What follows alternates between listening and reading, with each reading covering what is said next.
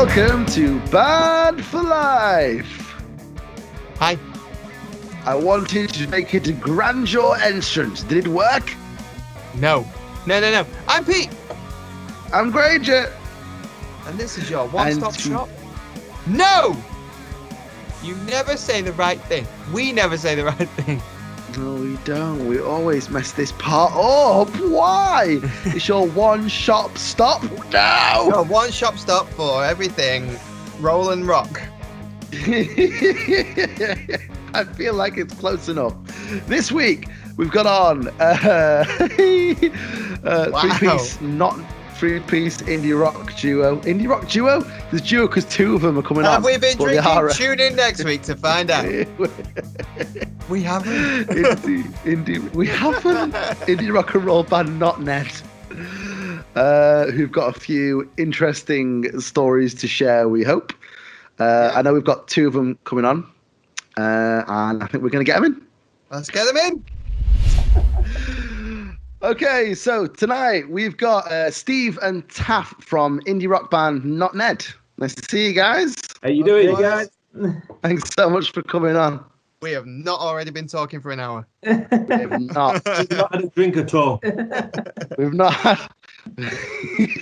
Actually, we'll probably leave that bit in. I think I've seen you guys play, but years ago. I can't remember what the name. When I messaged you, I had you on my Facebook because I must have seen you across you, or we must have played together. Adam Granger, and it's like, I'm sure we must have at some point. Probably on maybe in the Stockport, because you're in Denton, aren't you? So you're not far away. Yeah. I'm in Heaton Chapel and Pete's in Bramall. Possibly, maybe like Bakers or something back when Bakers or the Thatch were doing Blue Cat Cafe. Oh yeah, Blue Cat. I miss Blue Cat. I've been there then. It would have been. I bet it was because I used to when those places were in the prime. I used to be going to Blue Cat and Bakers all the time to see live bands. It was a real good buzz, especially at Bakers. I used to love. Didn't Liam Gallagher off in Blue Cat? He did, yeah. Did he? Yeah, he used to do that quite a bit, didn't he? It was after the Manchester Derby game, and they were in there. Yeah. Tom Ingley and the Lovers were playing, and Manny was there at the table with him as well. And I went up to Manny and asked for his autograph, and because he asked Manny before Liam, he didn't like it.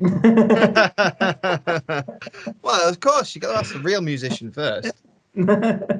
She said, "Are you fucking right?"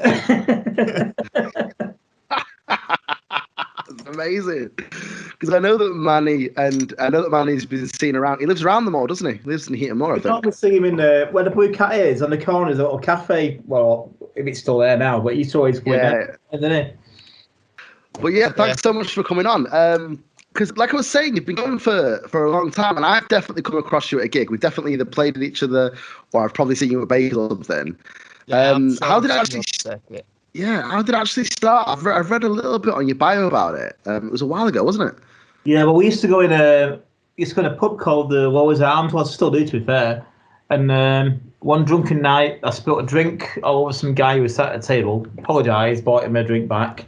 Yeah. And then, weirdly, the day after, because I think I left something there, I had to go back to the pub. And on a Sunday, I ended up chatting to the landlord's daughter. As you do, yeah. As you do on a Sunday. Yeah. We're just chatting, and it's like there's an acoustic there, so I started playing, and it started there really. And it turns out that the guy I spilled the drink on the night before became our lead guitarist back then. And that's when we originally formed. And then there's only me and Taff that are like the surviving members now, and we're three-piece now with Chris, our bass player. Cool. Well, no, because I was a drummer with my mates from the rugby club. And Steve said, I'm setting this band up. Any chance you could stand in for me as a drummer while we get a drummer? And I'm still waiting. That's amazing. It's good when it kind of forms that, and so like either bands kind of form from such different and crazy situations.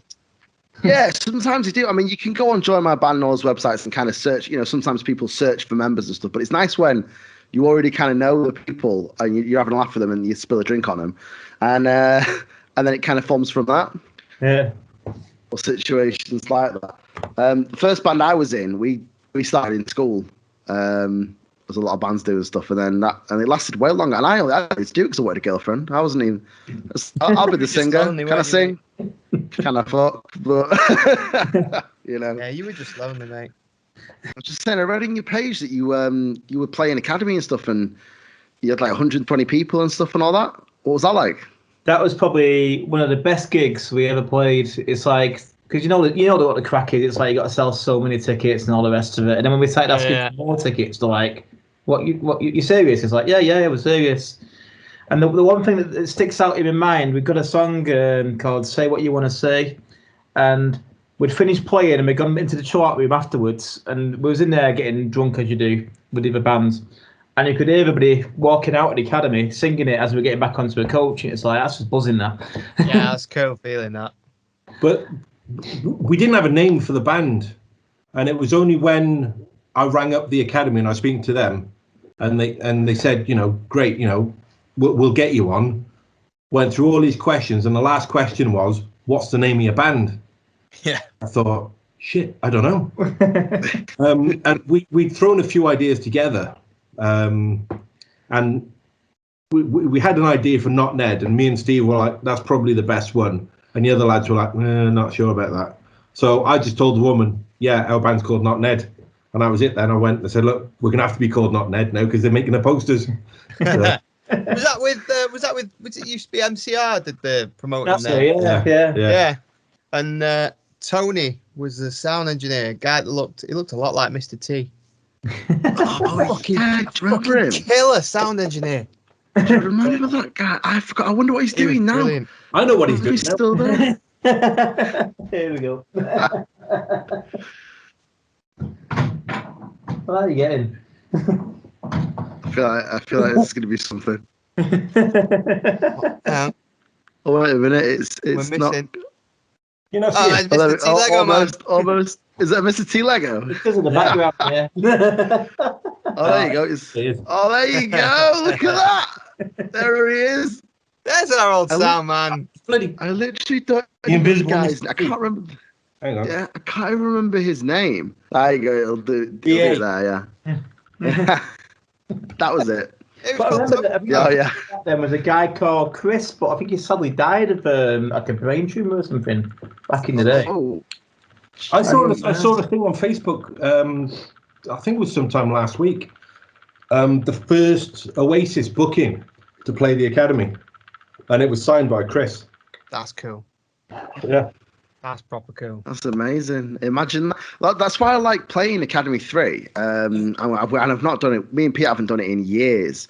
Last time was Pete. When was the last time we played Academy 3? Probably about 8 or 9 years ago, probably. Yeah. It's nice to think that if you look at like how many bands have come through Academy 3 and then gone on to do mega things, like Oasis have played there, I think Stone Roses and stuff like that. It's crazy to think that you're standing kind of on the stage of giants in a way. Yeah. And how many people have been in that shitty lift out the back? Oh my god, that lift's been there since night. I tell you what, we go once, and we was in Academy 3, and I think it's Ramstein were down in Academy 2. And we loaded all our gear, and it was like, we're waiting for the lift to come. It's like, what the fuck's going on here? The lift didn't come in. So we walked down to Academy 2, and they had a whole back wall of Marshall stacks, and they were putting all them into the bloody thing. They said, well, they're all hollow, but it's like, just empty Marshall stacks. Yeah. Poses. Yeah. Proper full on kind of walls of Marshalls thing on the stage. In Academy 2 as well, it's not even hours. Yeah. I bet the roadies are like, do you really need all that? Do you really need all these empty boxes? Yeah, you're going to make one up anyway. I wonder if like they take the piss and they have like one lad who's a roadie who they're always like, oh, go grab that empty cab for us, and he just give him the one that's actually full every single time. And they're all just like, oh yeah. And just get that one there for us. That one's full too. That's kind of the sad truth of gigging now, though, isn't it? Everything's too loud. Yeah. Like all I gig with now is a little 40-watt Fender Hot Rod, and 90% of the time it's at like 1. Yeah. I can't say anything because our practice, we've got a full Marshall stack, full bass rig going, and it's like your ears are ringing for at least 4 hours when you get home. Yeah. Yeah. You're lying in bed at 2 o'clock in the morning going, Yeah. I've done the Marshall stack thing. I've got kids now. Can't be asked. most of the time, I'm too tired. When these two turn it all up, I'm sat there thinking, where's the volume on these drums? It's a madder. It's a madder. This is where I'm at. I'm stuck like this. Yeah. We actually had a band in. We had a band in a couple of weeks ago, and they were telling a story about playing a gig, and it was a gig in like a restaurant or something. And the owner was saying, "Is there any chance you could turn the guitars down a touch? You know, people trying to eat. Oh yeah, sure, yeah. Just turn the mic down a bit. Yeah. Is there any chance you could just turn the drums down a touch?" And then they're like, the drummer's like, let's play with forks or something like that. Well, you know what? One of my last gigs before lockdown was like that. He was walking around in front of, like, literally. So, like, you know, I'm singing, microphones in front of me, and he's got a fucking sound meter there. So I'm just screaming down this sound level meter, and he's going, "You need to turn it down, mate." I'm like, I'm fucking shouting at you from like 2 inches away. Of course it's blowing out. The best one's when you play these pubs that have got the little light thing that goes across. Yeah. And you have to have at least one thing plugged into it for it to be legal. So you always plug something that you don't use. Yeah, plug like a light into it or something. like an electric tambourine. There you go. Yeah. Most pubs I've played in that have got that. A lot of them have gone, yeah, we've got it, but we know a way around it. Yeah. And they offer you, they give you power from somewhere else. As soon as you hit that kick drum, that's it. It's gone already. Yeah. Like, forget it. Yeah. Just one kick. Just. Yeah, I blew it just testing. Like, right, does that sound all right? Oh shit! Yeah.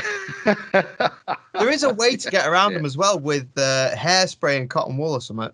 And you can like hairspray over hairspray over the microphone, then like gaffer tape cotton wool to it, and it apparently like halves the.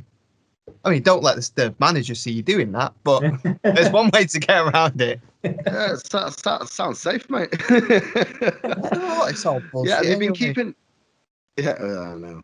You've been keeping busy during what you've been up to for the last 12 months, because we have a lot of bands on, and they some of them have been keeping busy, some of them have been struggling with it and stuff. It's just been a tough time for gigging in general, hasn't it? I mean, lucky for us, we started recording an album in October 2019.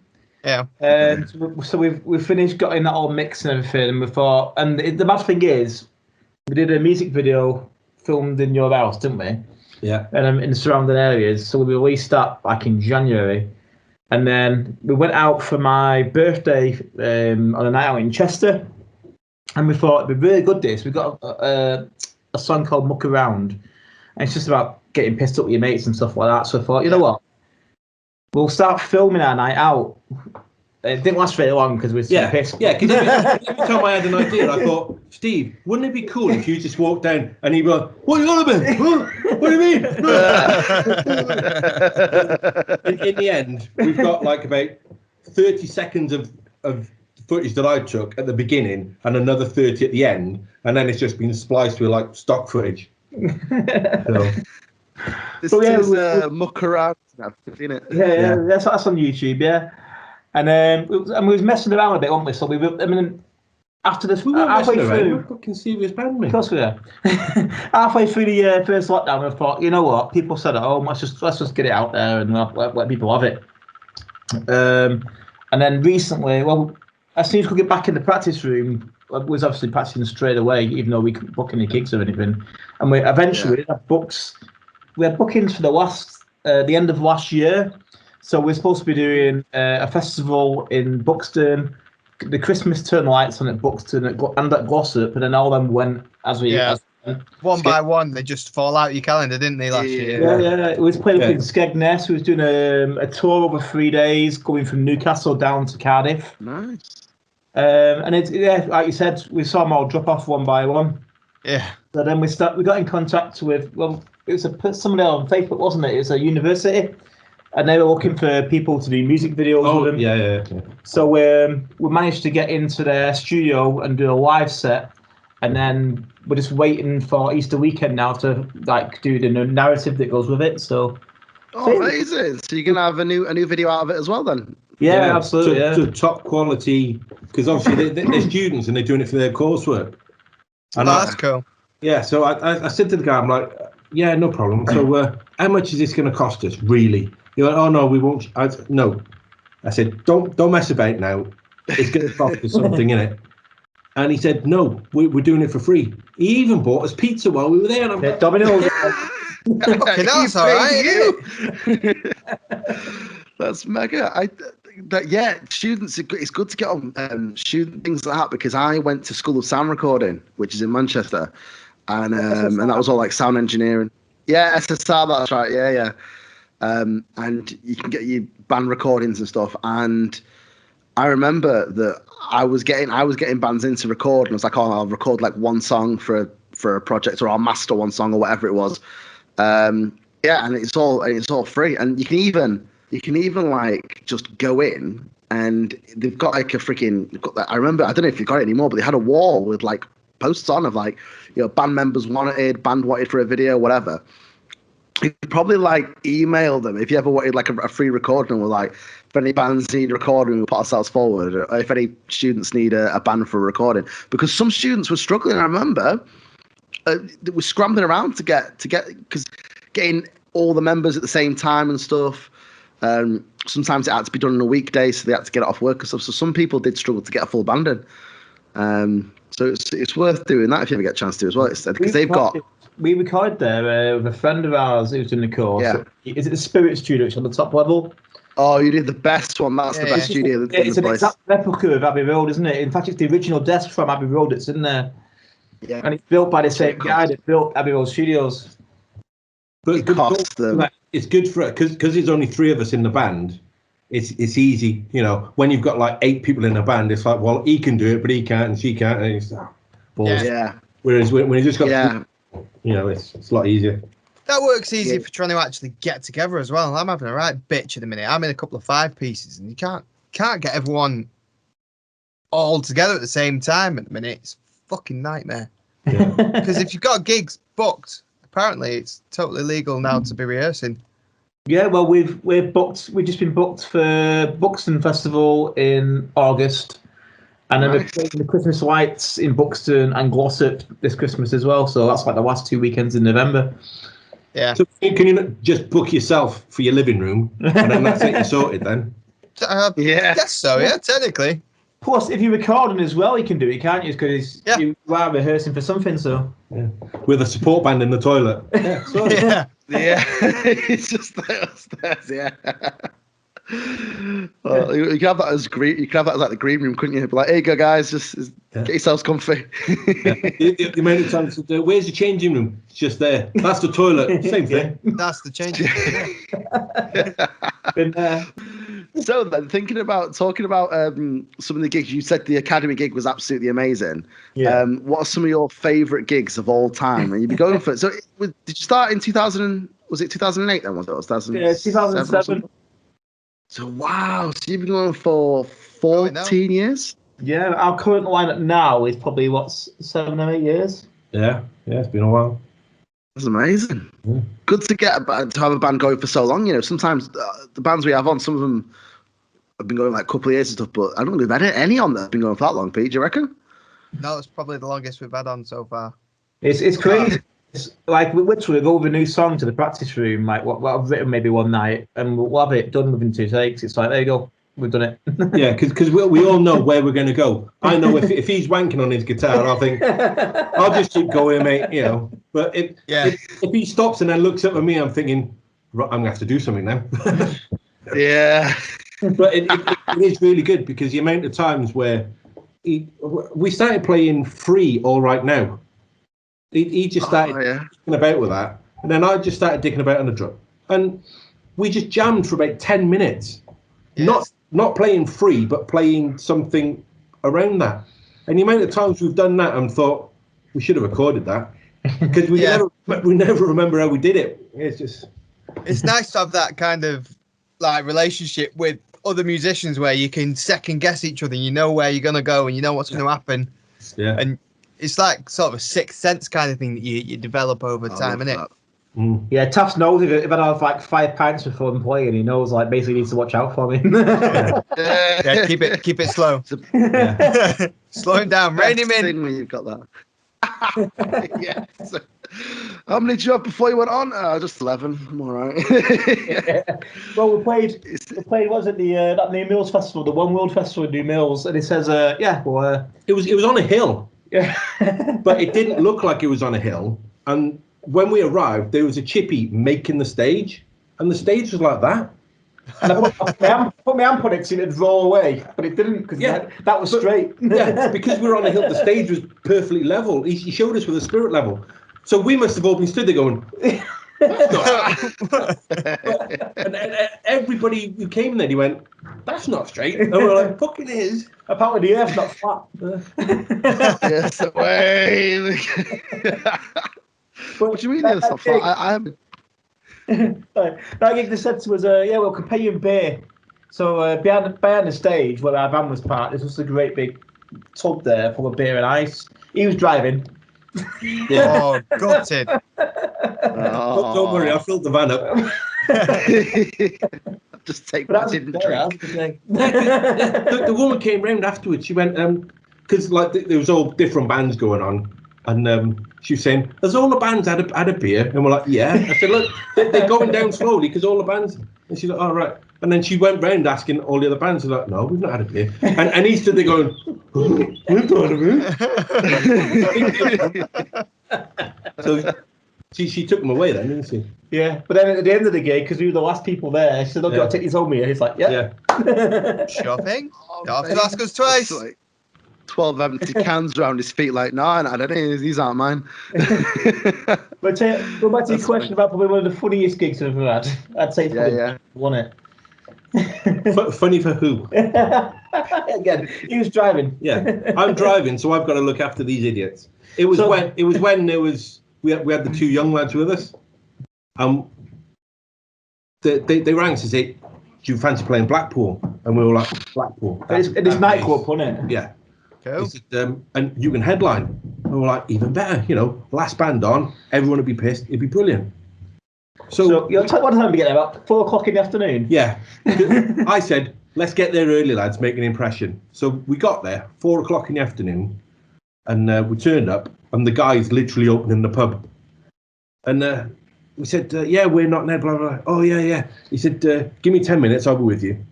So we're hanging round. Then he came up to me and said, right, I've got you on. You're playing last, aren't you? We went, yeah. He went, right. So you're on stage at 1 a.m. What did you do in Blackpool till 1 a.m.? Yeah. It's Blackpool. So anyway, so we were in this strip club. Hang on. I need to wait for the wife to go. So, so we're in this strip club. The 2 young lads and their mates who we'd taken with us, they'd gone off. I don't know what they were doing. But me and Steve were stood at the bar, and I'm thinking, I've got to keep him sober, and I've got to keep the other lads out of trouble. So, like I said, the young lads gone off to have a dance, shall we say. Expensive dance. And Steve's slowly getting drunk, and I'm stood there sipping on a Coke thinking, and this 2 girls stood next to me. She went, "Are you in charge of these lot?" I went, "Yes, I am." She went, "Do you not want to dance?" I went, "Not really, no." She went, "Why? What's the matter?" I said, "Look, I'm not interested, love." I said, "I'm sober, they're pissed. Go with them." "Are you sure?" All night, just pecking, trying to get me to give her money. Yeah. So this idiot walks over to me. He's like, "Oh, what's going on?" And I can't remember what I said. It said something really funny at the time. Anyway. It must have been hilarious. With a mouthful of beer. Because he then proceeded to go and spit his beer all over this girl that stood there in bra and knickers. God. And I'm thinking, oh dear, we're going to get filled in now. This is how we die. So this girl started screaming. The bouncer runs in. He panics, starts going like that to get. She's in a bra, and he's like, "Oh!" The bouncer runs in, sees him going like that. I'm like, "No, it's not like that." I then had to run around the club, find the other lads, drag them out, and say, "Look, come on, let's go." And then, so eventually, we got back to this bar for a 1 a.m. start. These lot are absolutely wasted. I sober as a judge, thinking, at least we made it to. At least we've got here. Yeah, we're not dead. You know, everybody's still able to stand-ish. Second song, bass player, boom. Have you got? Yeah. have you got any spare strings? No. Oh, no. Oh, Jesus. Is there anything in the house with a spare bass? Yes. So I thought, I said, right, we need to find out if there's any of the other bands that have just played. Of course, they're 1 o'clock in the morning. They're all going out the door. Sorry, mate, we haven't got any guitars. It's like, what one in your hand? So that was it then. So the DJ just put a record on, and we just stood there like this, thinking, "Well, that was good." Oh no! That was your Blackpool debut. Yeah, we played one song. Well, we had scripts all the way home.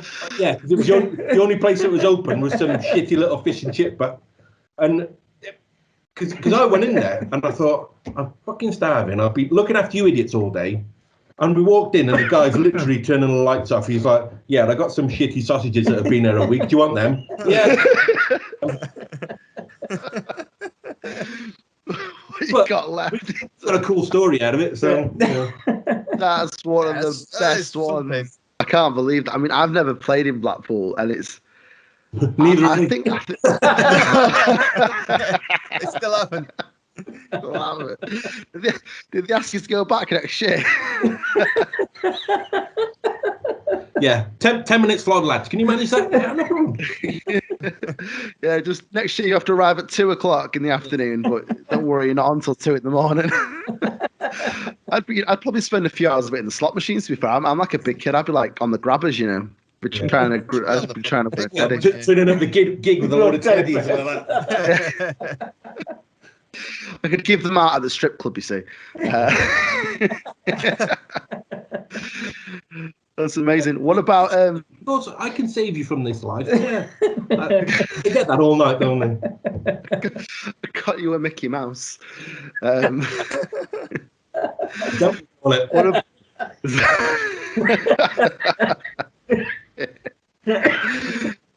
man, I actually can't wait. I cannot wait for gigs to start again and for these things to happen again. Maybe not exactly that, but just for some of the things that happen. It's so fun, and it's made me realize. The last 12 months has made me realize how much I actually love being in a band and just playing gigs. And I'm often the designated driver. I've got a van, or we're in the car. Depends on who, you know, how much gear we need or whatever.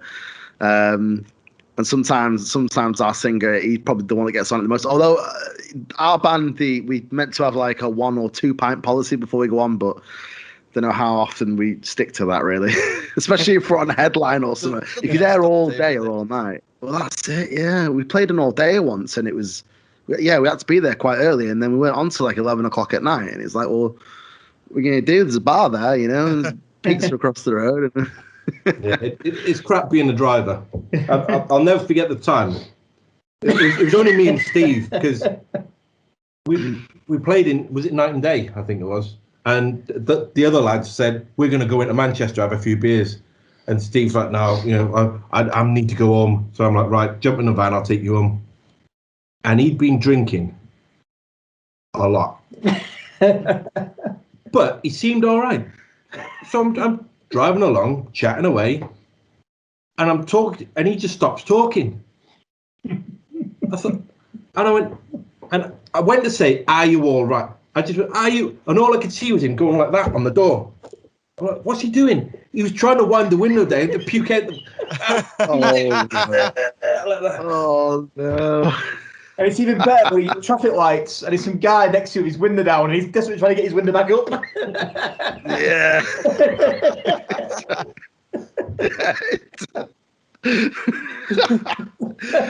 Why do windows as well? That's amazing. What about some gigs then like that where things haven't gone to plan, or you've been in situations that have been a bit like that Blackpool one? I guess that sounds like, I don't know how you would top that, to be fair.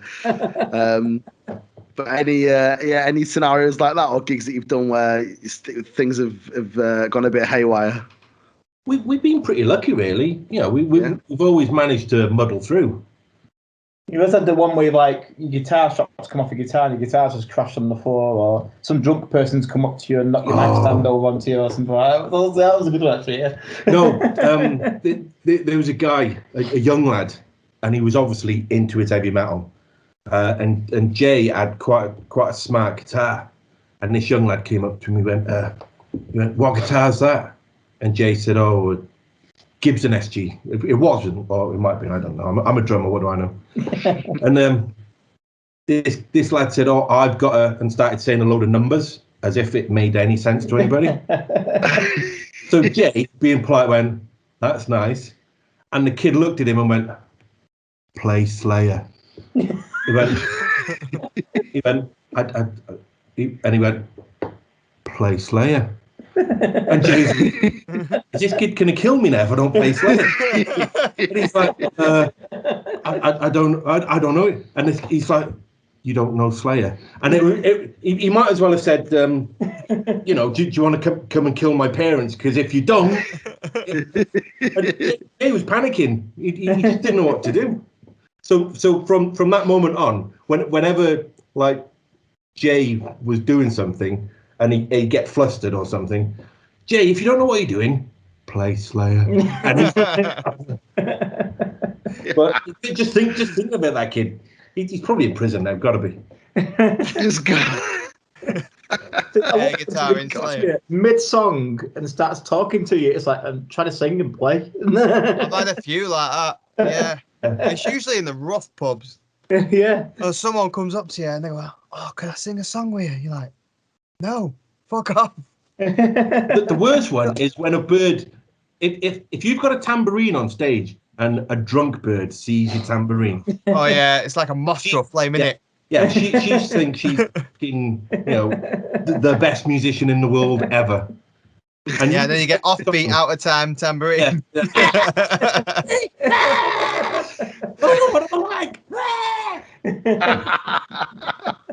Yeah. Do you like me tambourine? I've had that a few times. You know, how can you not play a tambourine? You just hit it. Just hit it to the beat. Don't make up your own beat. Just hit it. Yeah. But listen to the rest of us and join in. That's one of my favourites at gigs. Either can I sing a song with you? No. Or give us a tambourine. No. Yeah. Normally, the song they want to sing is one that nobody's ever heard before, but they expect you to know it. What do you mean you don't know it? I've never. Oh yeah. Well, it goes like this. Oh yeah. Oh shit. Yeah. We suddenly all now know it. We'll just bang that out now for 4.5 minutes. Yeah, no problem. It's even better when they join you on stage and they're not supposed to be there anyway, and then a member of your family climbs on the stage, grips them and pulls them off and calls them a wanker. It's like, yeah. And that sounds like a story. We've got a mate that came to a gig, and he thinks he's Liam Gallagher reincarnated. And one of our finishing songs is "Live Forever," you know, because it's a good anthem. Everybody has a sing song, and they go on. As soon as I hit those drums, he was like, he was sat there like this. He went, "Dum, dude," on stage, and it was like, "Great, okay." So he's there. Steve's sister doesn't like this guy, so they're stood in front. Steve's sister grabs hold of him, pulls him off the microphone. So I'm playing, and they are stood right in front of me. Couldn't get any closer, and all I could see was Steve's sister going to this guy. You are a fucking wanker! And I'm going, Jesus Christ! He came up to me, he went, who was that woman who came on stage? I went, I've never seen her before in my life. She was very rude. I was like, what's she? What did she say? No idea. Brilliant. That's because Pete's in it. Yeah, because Pete's in it. You're in an Oasis covers band, aren't you? So you get all that. Like, Can we sing this one with you? No, you fucking can't. Bye. Oh, we have had it before with like people have been pulled off by bouncers and stuff, like from the microphone. Oh my god. Yeah. It can get interesting. Especially we did a couple of gigs like in between the lockdowns and they got particularly rowdy. With like proper they both should have been shut down, to be fair, if anyone of authority was there. And like bouncers trying to hold people back, stop them getting on stage and all sorts of shit. But I'll tell you what, a couple of the best gigs we've ever played. Yeah, it's always better when when people are like that and they're all like having it. You know, I mean, we've all played to empty rooms, and there's nothing worse than that. Character building. Yeah, you've got to do it because it makes you want the next one. Right. Yeah. That was crap. We're having the next one. Yeah. I mean, I tend to enjoy the rougher places more, where they just don't give a shit. They just go for it. Yeah. Well, they tend to be better nights. Yeah. Yeah. We played. What's that one in Ashton where they threw all the shit at us? In Moorside? That's an old one, isn't it? No. Anyway, they don't. Which one? Whistles? No. They basically they don't like Oasis. So Steve said, we're going to do an Oasis song now. Minding them up. Right. They must have a stack of beer mats reserved for Oasis song. It's so weird. It's gone now. Yeah. And I've never seen so much shit flying through the air. Oh, while we were playing this beer song. mats everywhere. Yeah. But it's like a proper biker's pub as well, wasn't it? Oh shit! Stay in the bridge. Yeah. Well, this was back in the day when they had fucking ashtrays as well. I thought, right, before they run out, they're gonna just launch them giant. Just start launching them like big, massive shared ashtrays. Yeah. Cigarette butts just flying through the air. I can't remember that gig, Pete. I can't remember it. What was it called? I've got the bike and the hound stuck in my head, but is it Stamford Arms? Yeah, that's it. Stamford Arms. Stamford Arms. I have to go back there now. I'm gonna have to go back there now just to relive it. I think they've knocked it down, haven't they? Has it? I don't know. Don't quote me on that, but it's not open anymore. I know is that it much. a surprise or? They dropped behind the back of it, weren't they? Yeah. Savage. Yeah. Do you not remember it, mate? No, like, I don't remember. Like you walked in, like you did like a U-bend on yourself. Yeah. And you played on the floor around the other side. Yeah, I'll go online. Bars like further in front of you, and there's like purpley walls. Yeah. That was a proper biker metal. If I saw a picture, I'm gonna look for a picture. There'll be a picture of it, and if I'll see it, I'll be like, oh yeah, that one. Yeah, I remember it then. So you do a mixture of covers. You put covers in your set as well. I think I remember this. And when you mentioned New Mills, I was wondering if it might have been there that I'd seen you, because we played, Pete. Remember, we played a festival in New Mills. Yeah, we did. So it might have been there. It could have been there actually. On the side of a hill on a stage. And when we went on, in fact, this is a story we didn't tell in our first video, Pete. The generator stopped working when we went on. They switched that was behind us, yeah. That might be where I met you.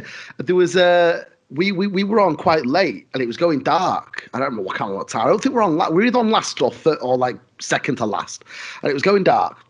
And so they had like these like almost like Christmas lights or something around the stage. Do you remember, Pete? Yeah. And they flicked them on, and like 5 minutes after that, everything cut. And apparently they blew the fuse in the generator or something. It was too much. I remember like the microphone wasn't working, but I remember shouting out into the audience like, "Has anybody got 20p for the meter? Like, we need." Yeah, it was a while ago that though. It was probably 10 maybe. It must have been a year before we were there. Yeah, might have been. It was good though, that one. What about it was, where did you get the idea for the other music video from? I was watching it earlier with the phone. Oh, pick up the phone. Yeah, I really like that one. What I like about it, I was listening to it, and it's actually really catchy because it's and often this is the thing with me and music. Sometimes the simpler lyrics are the ones that stick the most, and the ones that just like end up sticking in your head. You know what I mean? I mean, like we could. Like, I don't know, that lad and Slayer and stuff. I couldn't tell you any Slayer lyrics. But things like that seem to really stick with me. And it's a good video as well, actually. I quite like it. Where'd you get the idea for that song from? The bit in the video where the picture smashes, that's the first thing we recorded. Right. we shot that in my garden. So when you see him walk in and throw the picture, it doesn't smash on the floor in the living room. We had to do it in the garden because my wife wouldn't let me smash the glass in the living room. If you're doing that, do it outside. But yeah, the song itself, it is. I mean, was it 2 years ago? Was it? No, nearly 3 years ago. My dad died, and it's like. Oh, you're telling that story? Yeah. So my mentor, like all through my life, all my music taste and everything was always my dad. And that's what got me into music in the first place. And then it's like when you get into that like sad, lonely place after he died, and I just felt so low. It's like, and that's basically where it came from. It's like, you know, asking for somebody to come and talk to you, I suppose. It's like, but it's awkward because if you're going through like a depression as well, even like your wife can't help you, even though she's trying to. You know, it's just the hardest, and then that's where it came from. It was just like, well, where are you? It's like, I think, yeah, no, it's really good. And the thing actually, and me and Pete have touched on this I think we have touched on it in a video, is that I feel like being in a band and playing music actually really helps in those situations. I don't know how you find it, but like if I'm in a bad mood and I got band practice, it can sometimes turn my day around. Yeah. Well, we say this Monday, you know, they say the hardest thing about going to the gym is going to the gym. It's the same with band practice, you know. We practice on a Monday, you know, you get home from work, you think, I'm knackered, I can't be arsed tonight. Yeah. But as soon as you flick that light on and a red light comes on and you start going for it. Yeah, life is good again. It just gives you that energy where did that come from? You just don't know.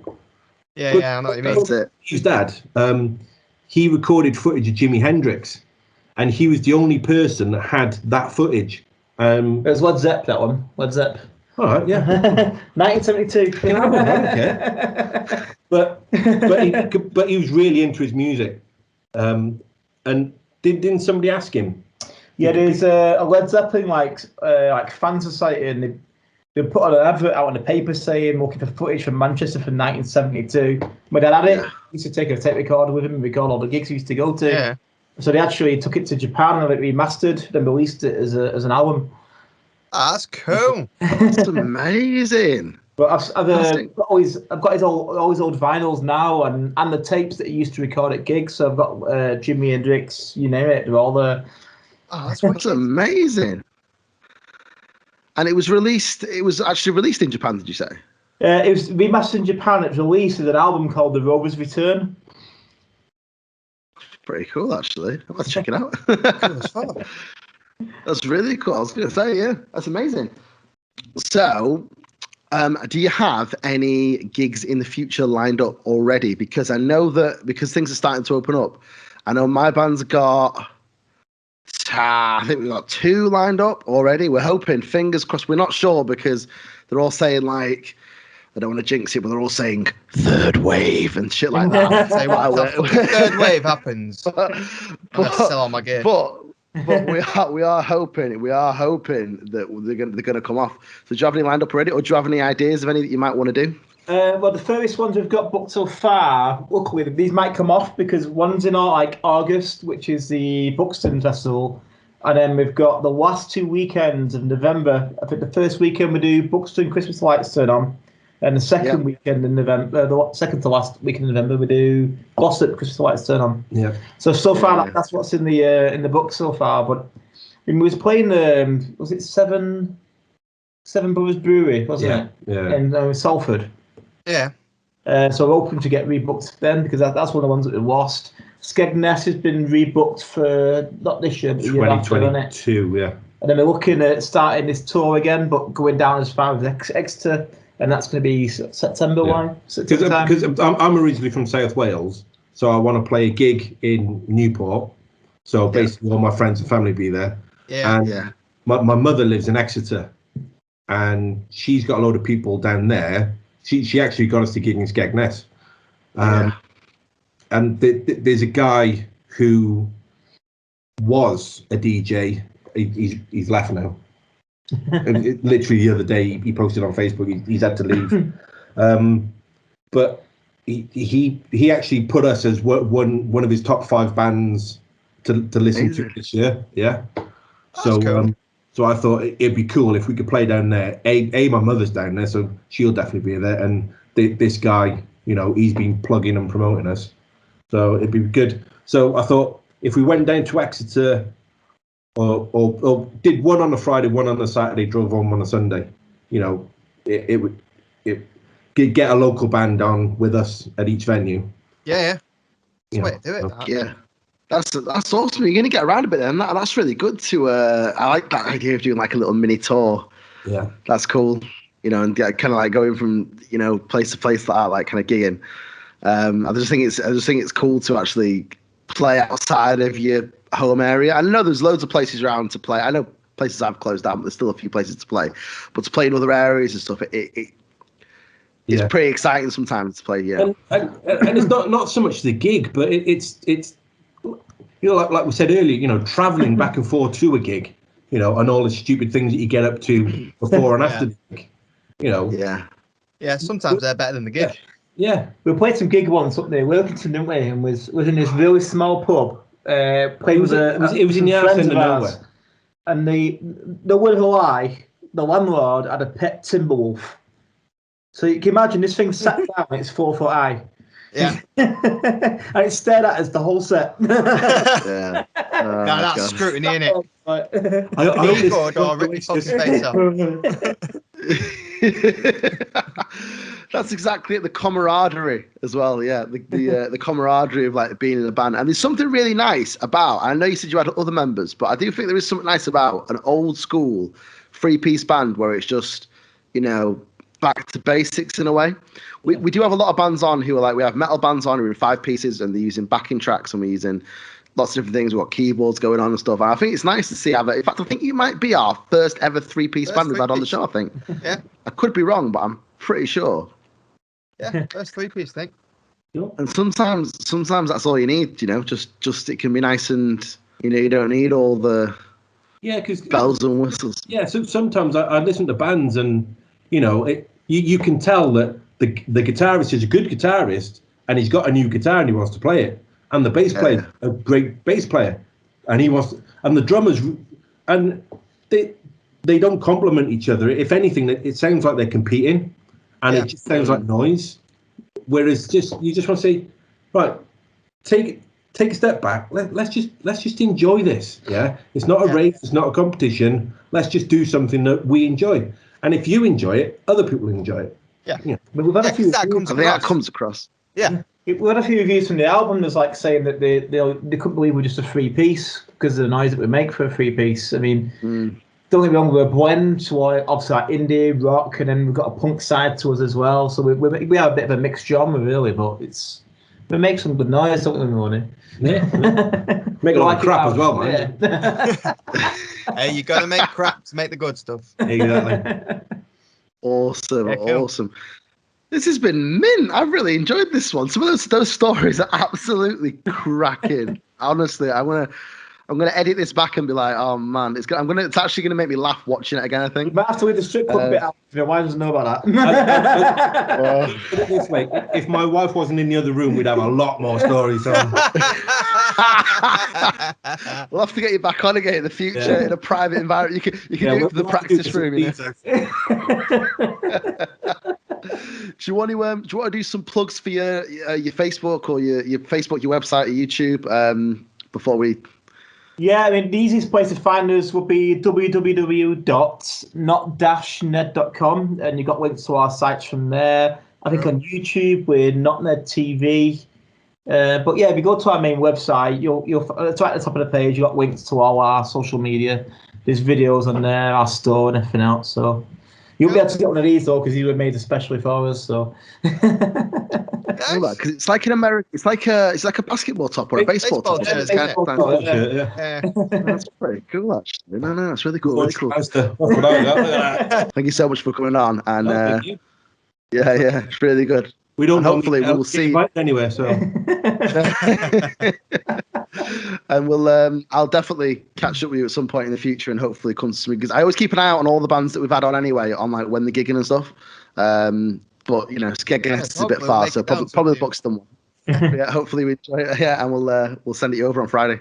Yeah, nice one. Cheers, boys. Cheers, guys. Thanks so much. Cheers. See you in a bit. Bye. Bye. So that was Stephen Taft from Not Ned. I know, right? That was awesome. So the stories were hilarious. They really, honestly. Particularly like the strip club story. That's my favorite one. And I could 100% just go out for a drink and watch those guys, and then have a drink with them after, and feel like it would be an awesome night. Yeah, definitely. And I'm sure, hopefully, we'll see them on the circuit and stuff. But yes, that's